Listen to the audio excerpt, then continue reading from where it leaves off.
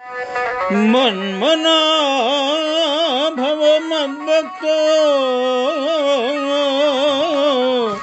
మద్యాజీ మాం నమస్కురు.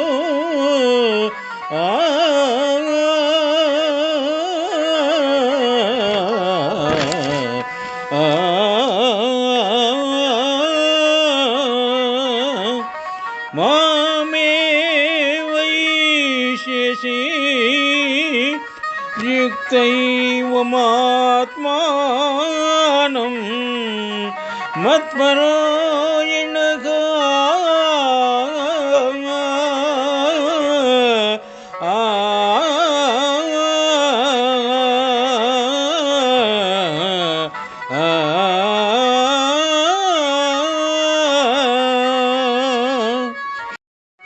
శ్రీమద్భగవద్గీత రాజవిద్య రాజగుహ్య యోగము నుండి ఈ శ్లోకము గ్రహింపబడినది.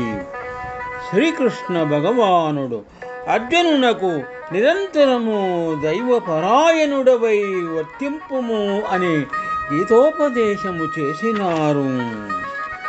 నన్నే పరమగతిగా నెన్నుకొనిన వాడవై తుదకు నన్నే పొందగలవు అని శ్రీకృష్ణుడు ఈ విధముగా అర్జునునికి హితోపదేశము చేసినారు. దీనిని బట్టి భగవత్ ప్రాప్తికి నిరంతరం భగవచ్చింతన భగవత్ పరాయణత్వము తప్ప అన్యమగు మార్గమేదియూ లేదని స్పష్టపరచబడినది.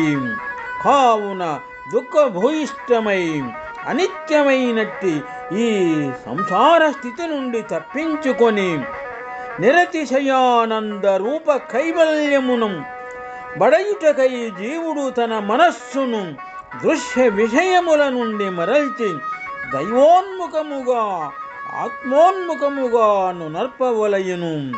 అట్లుగాక సోమరి అయి దృశ్య వాసనలతోనే విషయ భోగములతోనే కూడియున్నచో ఆత్మప్రాప్తిని గూర్చిన వార్త కూడా అతనికి లభింపనేరదు అని ఈ విధముగా సవివరముగా వివరించినారు. అందువలన జీవుడు భగవంతుని ఎట్లు పొందగలడు, భగవత్ ప్రాప్తికి ఏ ఏ సాధనలు అవలంబించవలయను అని నిర్దిష్టముగా ఈ శ్లోకము తెలియబరుచుచున్నది. శుభం. మన్మనా భవ మద్భక్తో మద్యాజీ మాం నమస్కురు.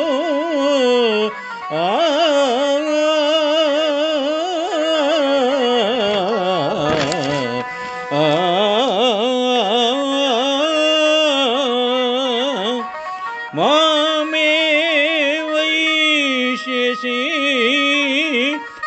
యుక్తైవమాత్మానం మత్పరా